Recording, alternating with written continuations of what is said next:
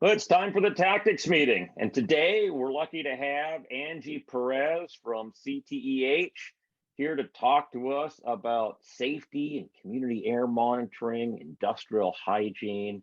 Angie, welcome to the program. Yeah, I've been looking forward to this. You're a neighbor of mine right there across the Columbia River in Portland. I'm up in Camas, Washington now. Very good. I know, and we finally have a nice reprieve from our weather, although it's cold outside. So. Yeah, it's chilly. Yes, it is. Super cold. Well, you're the kind of the local point of contact for CTEH. That's right. I, in my role as the response manager for the Washington State Maritime Cooperative, recently executed a letter of intent with CTEH in order to provide safety support, air monitoring, community air monitoring, and that kind of thing. And I thought this would be a great opportunity to come and talk to you about what those kinds of tasks are, what kind of services CTEH offers, and get to know you a little bit. Hey, that's fantastic. Yeah, welcome to the team, Dan. That's awesome. So how did you get involved in the oil spill response world? It's such a tiny little niche community. Isn't it though? It's so, I've actually really enjoyed seeing the same friendly faces over and over at the Northwest Area Committee meetings, at various drills and responses here in the Pacific Northwest, and even at actual incidents. So it is a very small but knowledgeable and friendly community. So it's been great. And actually my foray into this sector has been recent. So I joined CTEH a little over 4 years ago. Before that, I was with a different consulting firm for about 9 years and did not have an emergency response component to my work. It was more litigation focused and some occupational exposure reconstruction work, so simulation studies and workplace simulation studies. And so this has been a steep but very enjoyable learning curve to enter into the emergency response world.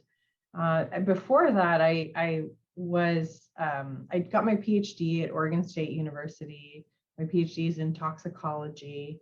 And after that, I did a postdoc in pharmaceutical chemistry at the University of California, San Francisco, and was at a crossroads after postdocing. You know, do I want to go into academia? Remember the time, Dan. So this was right around, 2009, 2008, and the country was in a recession.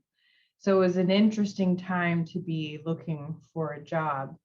So I ended up going into consulting and have never looked back on that decision.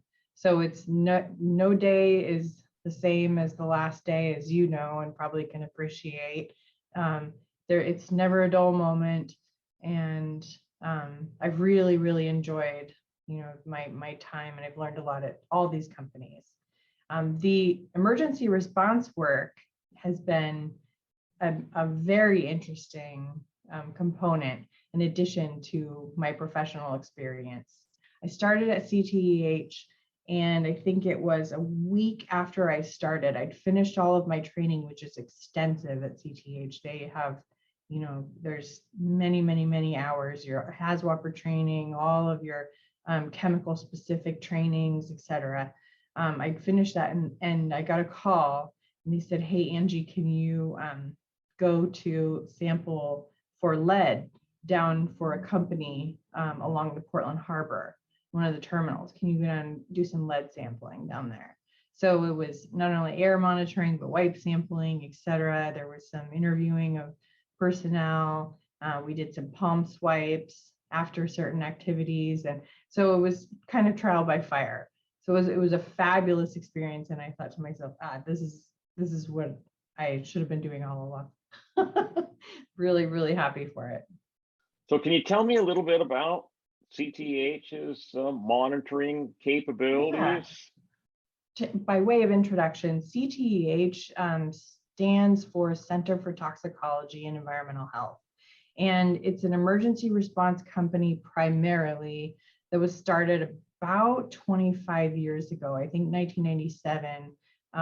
We had 4 founders who started CTEH. And their mission statement is essentially to be the most trusted and valuable resource to companies, governments, and communities in times of need. Okay, so when you're at your worst day, our goal is to help you out. So, and I love that. I mean, that speaks to the is my job meaningful to me? That kind of speaks to that component of my work. And so they essentially help companies and governments and communities with disaster recovery, industrial hygiene, safety, occupational health, response management to some extent, pandemic services, which, as we all are familiar, technology. We have a very large data and technology sector. We actually create our own software and our own emergency response software and data collection software. And then toxicology, of course, which is where I come in. I'm also a certified industrial hygienist. So there is a lot of crossover between applied toxicology and occupational toxicology exposure assessment work. So that's pretty much one of the main functions of our day-to-day life at CTEH. So what is the difference between a toxicologist and an industrial hygienist? So it's basically a degree. So a toxicologist is someone who studies generally the study of poisons is toxicology, right? So the study of contaminants and how they interact with biological systems. And industrial hygiene is the study of exposure to contaminants usually in an occupational setting. So it's more focused on utilization of tools and techniques to minimize exposures and to prevent risk of harm to individuals. And so you can see where there's a lot of crossover between those, because part of toxicology obviously is utilizing risk assessment, which includes exposure assessment. One of the 4 components of risk assessment is exposure assessment.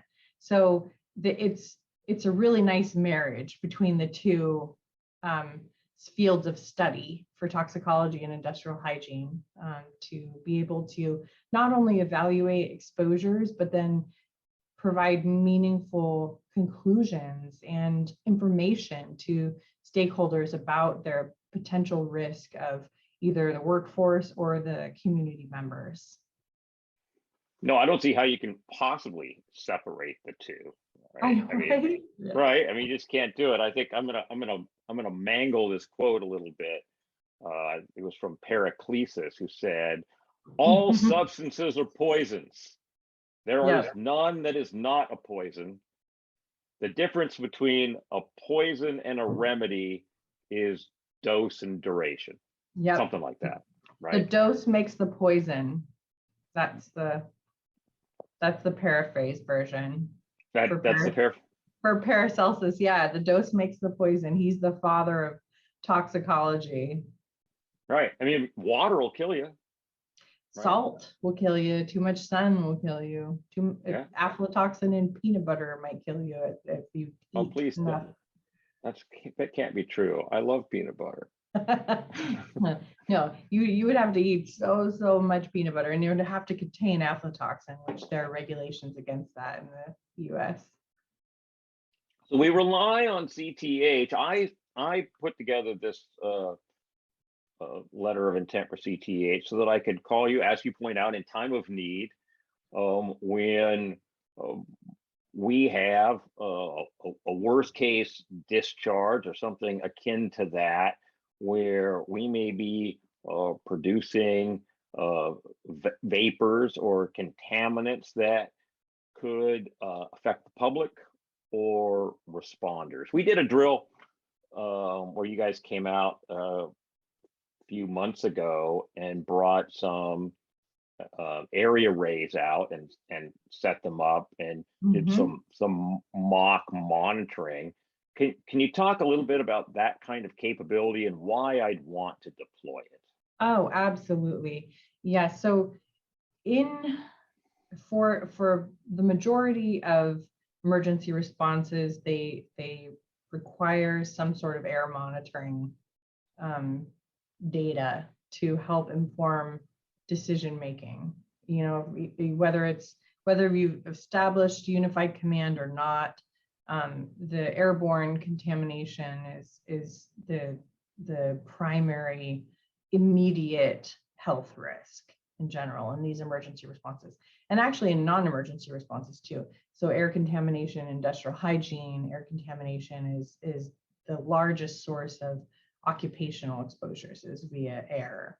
So for air monitoring, there are lots of different methods or mechanisms you can use to capture data. So for example, at CTEH, we use these handheld mobile devices. We have fixed location, as you mentioned, the area arrays that you set them up somewhere and they can live out there for a certain amount of time and collect data continuously. For example, I think we have ours set on every 15 seconds, it's collecting a data point. So you really can get a, moment by moment evaluation of what kind of chemicals are in the air at that particular location. And all of that is being, it's called radio telemetry. It's all being sent to the cloud, essentially, to a secure site on the cloud. And so we're able to see that data real time and able to share that data with available stakeholders, whether that's in a unified command and it gets put up onto the SITStat, the Situation Statistics Board or Status Board, where all of the available, all of the responders can see real time what the air monitoring data are, and then they can help inform decisions, tactics, etc. We also have intrinsically safe devices if we need to enter into into the hot zone, if you will. We have analytical sampling techniques too. A lot of companies, not just ours, a lot of them will use what they call their evacuation canisters. So a mini cans is kind of the trade name for those. So a canister that will take a grab sample, you can put a regulator on it and it will grab at a certain rate. So you can set them up to grab for 24 hours. And then that sample is now held in a sterile, clean canister, and you can send that to the lab and you can look at all kinds of other constituents that may not be available to you in a handheld device or any of these fixed location devices. So some of the other for example, if I want to look at volatile organic carbons, I can look at those via my handheld meter. But if I wanted to look specifically for toluene or BTEX chemicals, like in individual level, I can have those analyzed at the lab, and they can tell me those numbers specifically. There's a lot of different types of dust and particulate monitoring. You and I were speaking briefly before about wildfires. We're heading into summer, so a lot of times those dust and particulate monitoring, you can bring along those equipment with you. I mean, really, there's so much. There's the gas tech tubes that you can take a pull sample, a grab sample for a specific type of chemical. There's a lot of different tools in our toolbox to be able to evaluate for a wide breadth of types of chemical constituents in the air during an emergency. Yeah, we were talking about wildfires. I remember, I think it was 2 years ago, I was down along the Columbia River in the vicinity of Hood River. You couldn't even see across the river. It Mhm. was so dense, you couldn't see, and my eyes were burning. Oh, yes. I mean, I was with one of the railroads yesterday, and they were talking about responding to the fire in Oregon that happened, I think, last year, 2 years ago. What was the name of that fire? I don't remember the name, but Hickory, there were Hickory, 3 or yeah. 4 pretty big fires, and one of them was This is the biggest fire that's ever happened in the United States. Geez, it's escaping me. It's early, Dan. It's early. But they literally couldn't see, 4 or 5 feet in front of them. In helping it, they were part of the response effort for this fire, and they couldn't see 4 to 5 feet in front of them because they were bringing in water cars. yeah, I keep a half-face respirator in my go bag, and it's not for oil spill response. It's for this kind of wildfire smoke or the kind of particulates that might be in the air after an earthquake or something. I keep a half-face 3M respirator, and I think I've got R97s on it because I bought new ones and it was all I could get. Right? We can all endeavor to be as prepared as you, Dan. That's very good. So it's stuck in there just in case I need. Of course, these days I've got N95s, KN95s, which, by the way, that's the most brilliant name ever. Just KN95 makes it sound like an N95. It's marketing genius. It is, it really is. Yeah, there is. Yes, I have lots of opinions that we should not talk about. No, not talk about them. Okay, N95. Okay. Let's just say that they're wildly variable in their quality and performance. Yeah, there's no standard. I mean, you really have to consider them. They're not a respirator. They're not even close to an N95. You just have to consider them to be a face covering. And Truth. And if that happens to fit you well and it gives you a sense of comfort, then yes, done. So, but otherwise, it's just like the procedure masks that we're all kind of wearing. Right. So why do I want to do this kind of community here? What good is this data? Why do I want to capture all of this data? There are certain objectives that need to be met for air monitoring. And so, for example, if part of the operations team, they will always have their own, 4 or 5 gas meters, and they'll always take those out with them.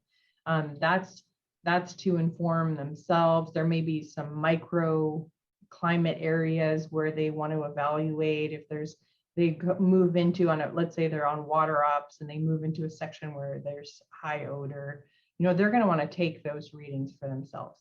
So that's one objective, is to evaluate the air conditions for a specific responder unit who's involved in a task. Another objective is to create the official record for the incident. So, for example, if you are having, and that's where you want to have a company who is not the responsible party, because the optics of that are that you want to have someone who is objective, like wholly objective, who is going to create data that is defensible in a court of law, who's going to create data based on established plans that have been utilized and have been approved by the regulatory agencies, whether that be state or federal regulatory agencies. And so that's really, there's air monitoring in that way, a localized version versus the air monitoring for the incident are 2 separate objectives.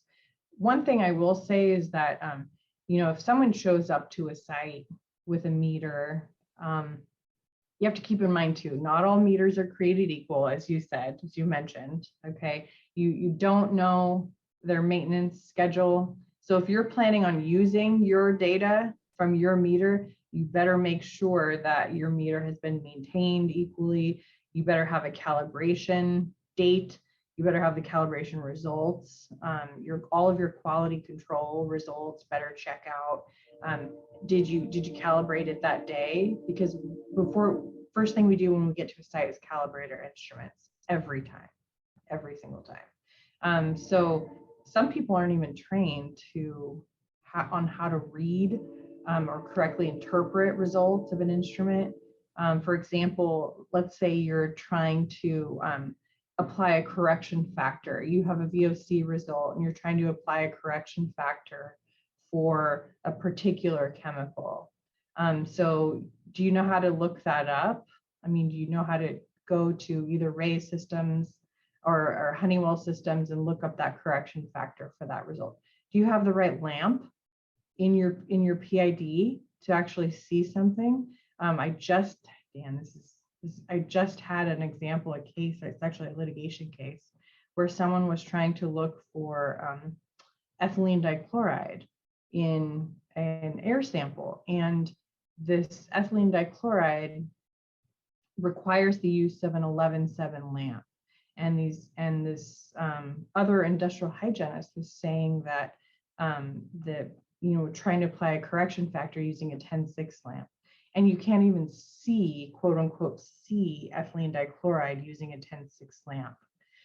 So it was a big Can't you mistake. just get the ionizing potential right out of the NIOSH pocket guide? It is, and I think it's like 11.1 or 11.2 or something. That'll tell you what lamp you need. A 10.6 lamp is not going to have the proper ionization energy to be able to see ethylene dichloride in the sample. And so it's a mistake. I mean, and you need to be cognizant of that. So training on how to use and interpret these data is critical. And that's where, if you grab a trusted partner, so that's why your company and a lot of other companies will, they'll call us. So we know how to use our equipment. We are able to effectively come out and not only take these readings, but interpret them correctly. And then we have the paper trail to back up all of the quality assurance, quality control, meet all of the quality objectives of the incident. Well, I mean, it's not just the PID needing corrections. People use the LEL sensor like, hey, as long as it's under 10%, but it's only accurate for the gas it was calibrated with. That's right. When we're out there measuring crude oil is not one thing. It's thousands of things, right? So I can't even apply a correction factor to that, right? I mean, if I knew exactly what I was measuring for, if I had my instrument calibrated with methane and I'm measuring butane, I can get a correction factor for that, right? But if I'm measuring Alaska North Slope crude with my instrument calibrated with methane or pentane, there's no correction factor. That's benzene, xylene, toluene, well, all the enes really, and whatever else is in there, right? Yeah, that's right. That's right. So how do you? So you have to have some idea. So I kind of really want Dr. Perez looking at this data, don't I? I mean, me or there's a lot of other qualified folks that are in our group. So for sure, we all have the same training. So whether you have a PhD or a CIH or not, everyone receives the same training. And that's the beauty of it, Dan, is that anyone could step into those roles, at least to serve as a field tech, to be able to collect the data responsibly and effectively, and then have your offsite support ready to go to be able to interpret effectively too. Washington State recently required an update to response plans to include a piece on community air monitoring. How are you going to go about community air monitoring? Has CTEH had to do work in this area? Yes, we have. In fact, we've been to several actual incidents now and utilized our plan. So we updated and created a plan we started with some of our clients who wanted to get ahead of the ball, so to speak. He said, can you make this plan? Let's get it going. I've drilled, in the last couple of years, I've probably drilled, 15, 20 times using this new community air monitoring plan. We call it the camp. So okay. the camp. This community air monitoring plan, it involves analytical and or real-time samples of these chemical constituents in air. And the purpose is to identify and quantify those airborne chemicals that we can use as a baseline, essentially, to establish the optimum level of protection needed for a community. So that those data then are used to inform all of the stakeholders in the unified command, and they're used to evaluate and make informed decisions about the health and safety of community members. So all of our plans now include this. And in fact, we separated them to an entirely separate plan. So the site assessment or plan is now separate from the community air monitoring plan because they're very different objectives. So we're out there monitoring the air within the community. Maybe we've identified some locations and we've set some area arrays or versions of those kinds of devices that I can set in place and leave for 72 hours, 96 hours to grab samples. The planet's polluted. It's not just my release, right? That's out there. That's right. How do we deal? If I stand on the side of the freeway with my monitor, I'm going to get VOC readings, am I not? You are. You will. In fact, that's so any good plan, and anyone who's taken field assessment or site assessment courses or continuing education will know that you should always have at least one, ideally more than one background sample. So we call them a background, meaning what is in the air normally that is not affected by your incident.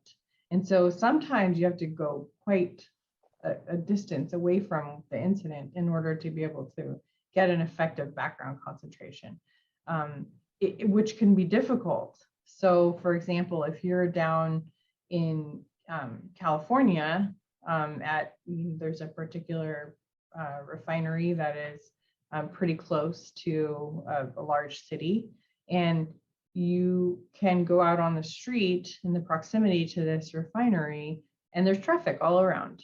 So you get VOC readings associated, and those VOC readings will peak around anytime in the afternoon, and then they'll drop way down in the evening. And so it's directly correlated with traffic right in that area.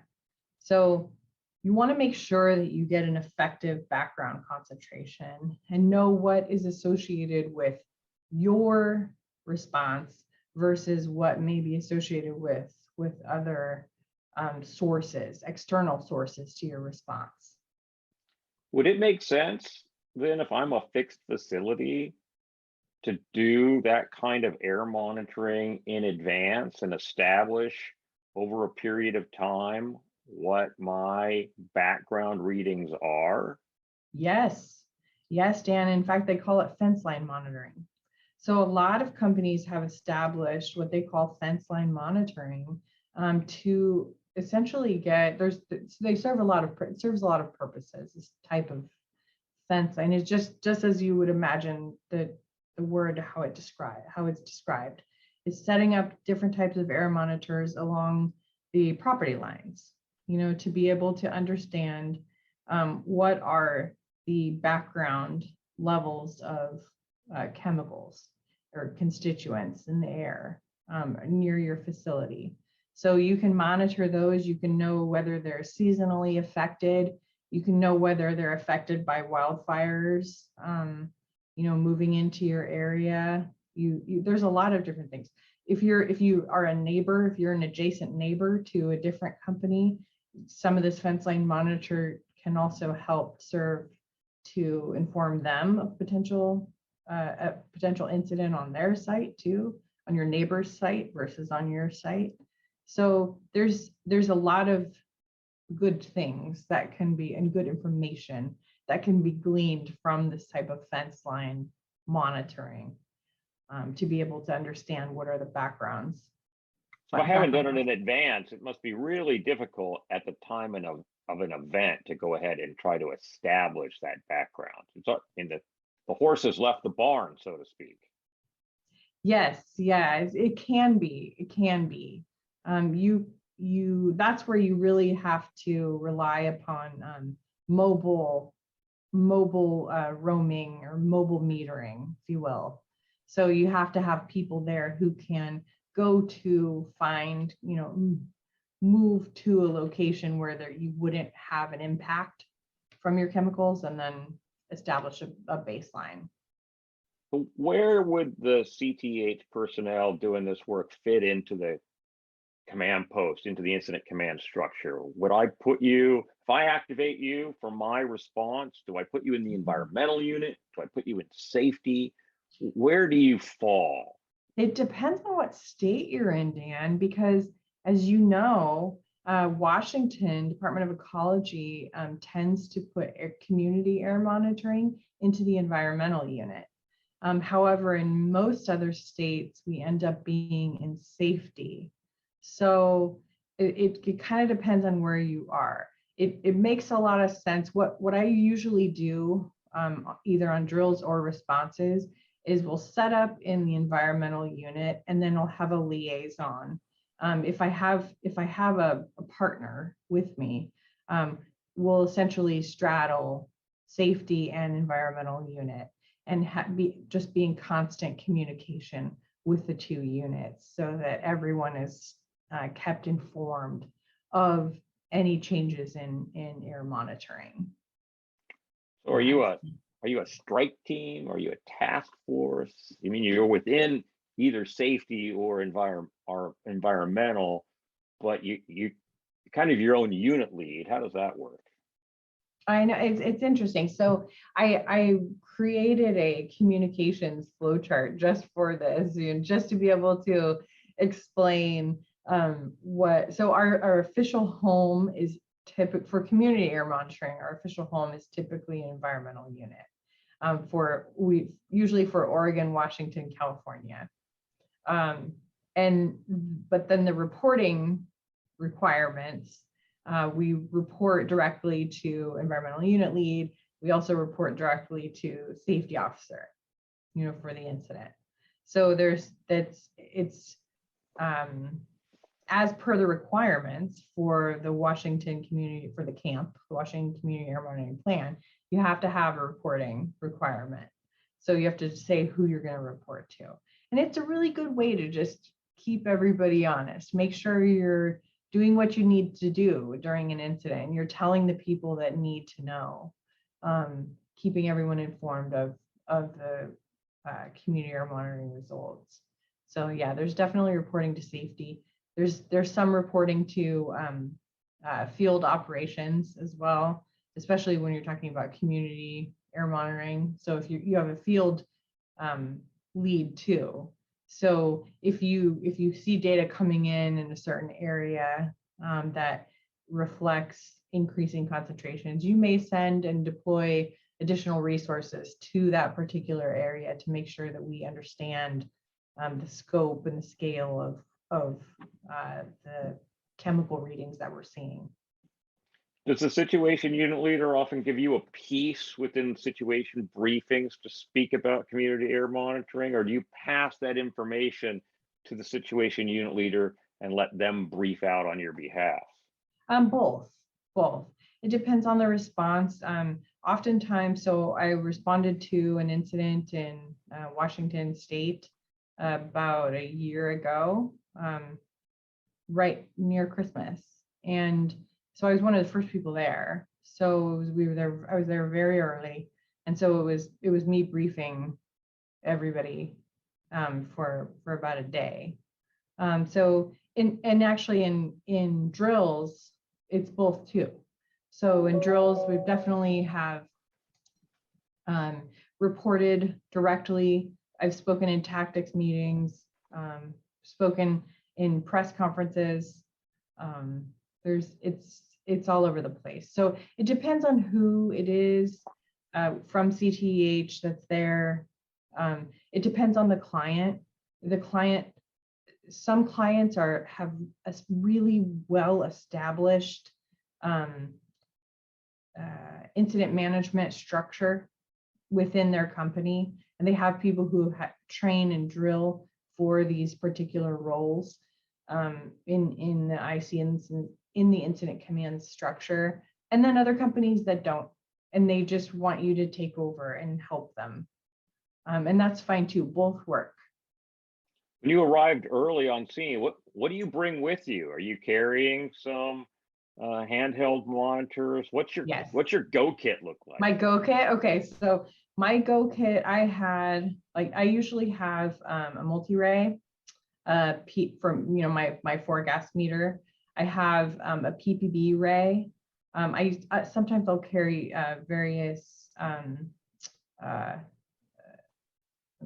filters with them. So if I need to measure chlorine versus hydrogen sulfide, I have different sensors that I can input into my 4 gas meter. The PPB ray is strictly for benzene. I use strictly for benzene. And then I also have an AM 520 that I use for particulate matter. Depends on if there's fire or not too. So if there is fire, usually always carry a whole gas tech kit that has a series of lots of different types of the little glass gas tech tubes that'll tell you it's nice. It doesn't require any batteries. It's just a air pulling through a tube. And then it's usually a calorimetric sensor that you can evaluate to determine concentration of a chemical. So we use those, for example, for certain types of chemicals that are not going to be seen or don't have good correction factors on your meters, on your 4 gas meters. I also bring air sampling media. We have pumps. We have for example, the MCE filters. We can set up daisy chained filters for PAHs, polycyclic aromatic hydrocarbons. So especially that's a mouthful. Yeah, right. PAHs. If there's fire, that char on a steak. Think char on a steak. That's full of PAHs, and it's delicious, but it's full of PAHs. So there's definitely depends on the scenario, depends on the chemical. Usually we'll have a brief stop by the office to grab anything in particular that we need that we know is non-standard. Well, that's about all the time we've got today, but is there anything else that comes to mind you'd like to share before we go? I feel like having a trusted partner in emergency response is important. And it's important for a lot of reasons beyond, all of the cool gadgets that we have and that we've talked about and the mechanisms to measure, but it's important because when it's your worst day, you've had an incident, maybe there are injuries, maybe there are even fatalities, heaven forbid, but you don't want to be thinking about, networking and talking to, being the liaison between the regulatory agency and your company. You have a lot of other things to worry about and communications that need to be made. And so having that trusted partner ahead of time can give you peace of mind, not only with respect to the load of work, but it also with respect to any downstream effects.